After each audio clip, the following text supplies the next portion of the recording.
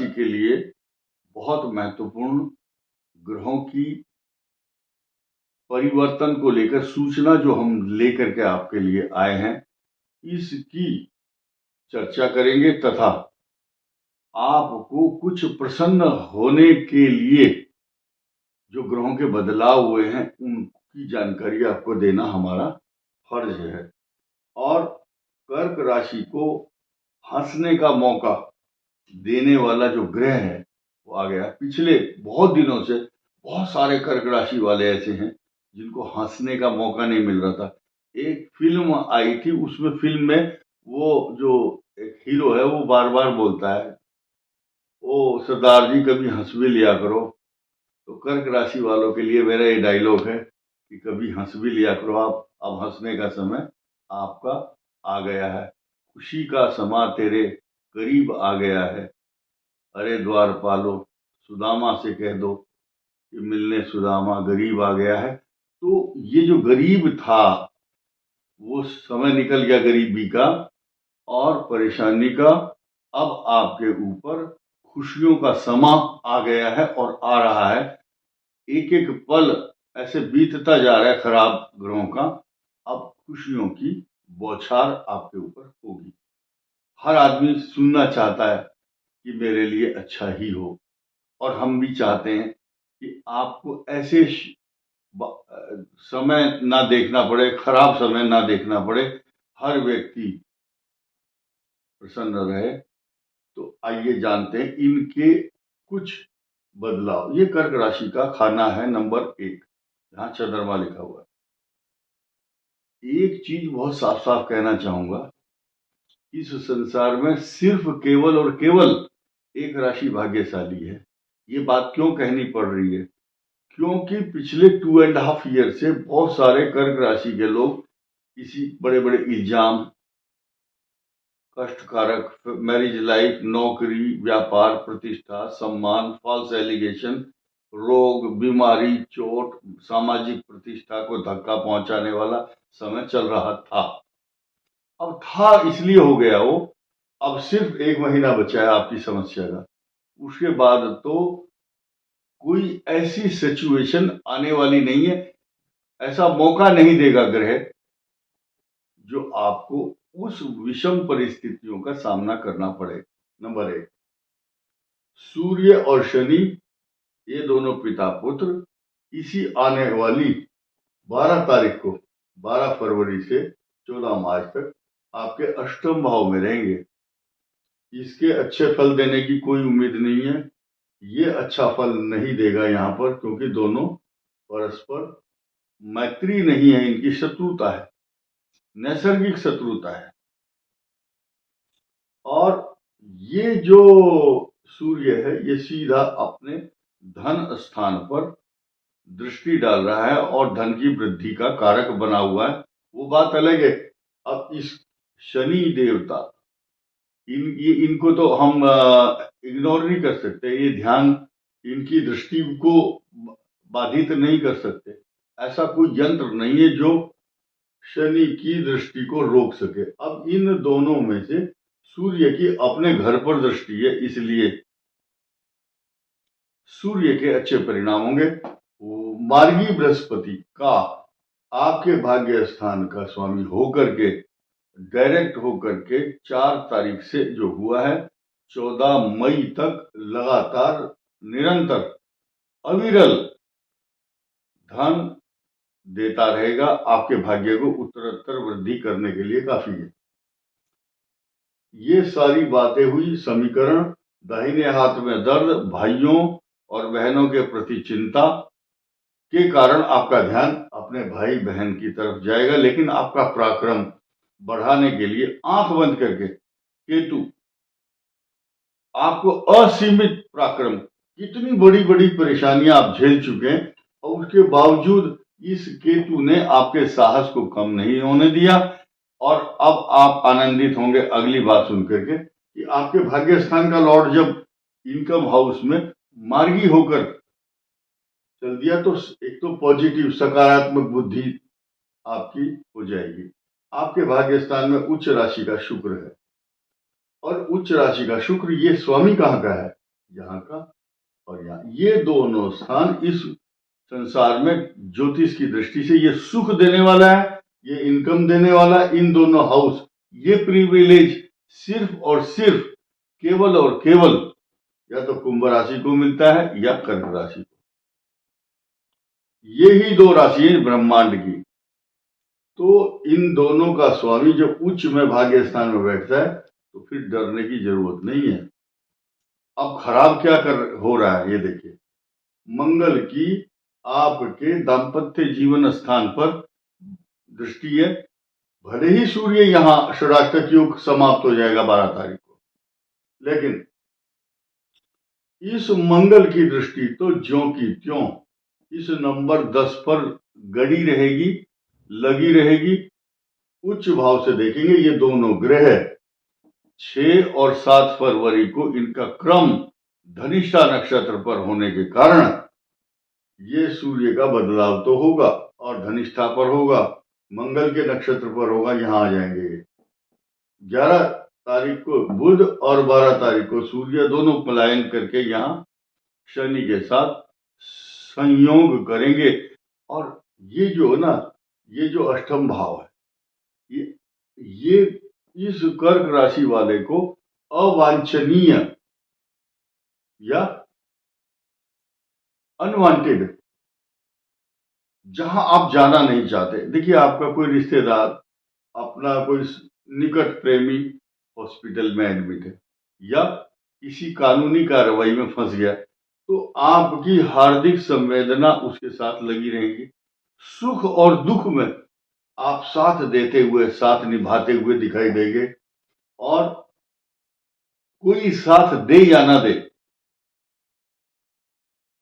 इनको चलना भी आता है और दूसरों के दर्द में जलना भी आता है। अपने आप को परेशानी में डाल करके दूसरों का हित करना चाहते हैं। किसी को कानूनी कार्रवाई के कारण अदालती न्यायालय के चक्कर काटना, पैरों में कष्ट, अशांति, तनाव और बुद्धि आपकी किंग कर्तव्य विमूढ़, क्या करूं क्या ना करूं, डिसीजन ऐसे में बड़ा दिक्कत करता है। और 12वें स्थान के मंगल की जो सावधानी है वो रखनी है, ये मैरिज लाइफ को बैलेंस करना तथा आपके इलेक्ट्रॉनिक अप्लायंसेस, गाड़ियों से संबंधित मोबाइल, जो भी खर्चे हैं और घरेलू संसाधनों पर भी खर्चा। कुछ लोग जिस डिपार्टमेंट में आप जाएंगे आपसे एक्स्ट्रा ऑर्डिनरी पैसा मांगेंगे, रिश्वत मांगेंगे, क्योंकि भारत के अंदर इतने बड़े बड़े सरकारी डिपार्टमेंट हो चाहे प्राइवेट, चोर, चुगलखोर और बेईमान लोग बहुत हैं। तो उस बेईमान लोगों से पाला, जिसकी शक्ल आप देखना नहीं चाहते, उसकी चौखट पर या उसके ऑफिस में जा करके उसको उसके सामने गिड़गिड़ाना पड़ता है। जब ग्रह खराब होता है, ये गुस्सा भी दिलाता है, चोट भी लगवाता है। तो अपने को बस सिर्फ केवल और केवल 14 मार्च तक सावधानी रखो। ये फरवरी का महीना, मार्च एंड तक, फिर नया संवत आएगा और नया संवत आने के बाद ग्रह भी बदल जाएगा। आनंद अब आएगा आपको बात लास्ट को सुनने में। चांदी के पाए पर शनि आपके आ रहे हैं। चांदी का पाया आपके चारों तरफ से प्रसन्नता, खुशहाली, समृद्धि, आनंदित, प्रफुल्लित, प्रसन्नचित्त करेगा। ये आपको सम्मान प्राप्त होगा, धन भी मिलेगा, हर प्रकार से चारों तरफ से आपको खुशियों का माहौल दे रहा है। अब चांदी शब्द की बार बार व्याख्या हम नहीं कर पाएंगे। हाँ, एक बात याद आई मुझे कि जितने भी कर्क राशि वाले हैं अपने आप को ही कोसते रहते हैं। रोज कमेंट देखता हूं, कर्क नहीं है, ये नरक है, ये आपके मन से के अंदर से एक बात निकाल देना चाहता हूं, अपने आप को बार बार खराब नहीं कहना। ये शरीर जो दिया है भगवान अलॉट करता है इसको। इसका मतलब आप भगवान को चैलेंज कर रहे हो कि कर्क राशि में पैदा हो गए तो नरक हो गया। सबसे अच्छी राशि है, मैं चुनौतीपूर्ण ढंग से कहता हूं, 12 राशियों में सबसे अच्छी राशि ये है। क्यों? एक ग्रह की गारंटी ये होती है कि वो स्वग्रही होगा। चंद्रमा आपका स्वग्रही है। अच्छी सोच, अच्छे विचार, अच्छे कर्म आप करते हैं तो नरक नहीं है, स्वर्ग जैसे विचार। आपको दूसरों से ही तो कष्ट मिलता है, आप तो कष्ट नहीं दे रहे किसी को। आपको बहुत सतर्क, सचेत और सावधान, निर्मल मन के व्यक्ति होते हैं, क्योंकि चंद्रमा बिल्कुल साफ और ट्रांसपेरेंट होता है। निर्मल जन मन सो मोहि पावा, मोहि कपट छल छिद्र न भावा। ये कपट और छल छिद्र नहीं, दूसरे के कहने में आकर के गलत काम कर सकते हैं आप।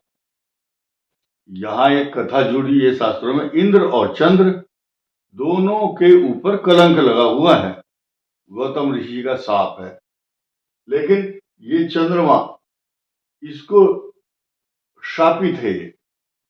शापित है चंद्रमा। क्षय रोग मतलब टीबी का रोग, ट्यूबरक्लोसिस होने का इसको वो मिला हुआ अभिशाप। इसलिए 15 दिन घटता है और 15 दिन बढ़ता है। ये रोगी है चंद्रमा। चंद्रमा ट्यूबरक्लोसिस की बीमारी का भी कारक है, शुगर, मधुमेह है।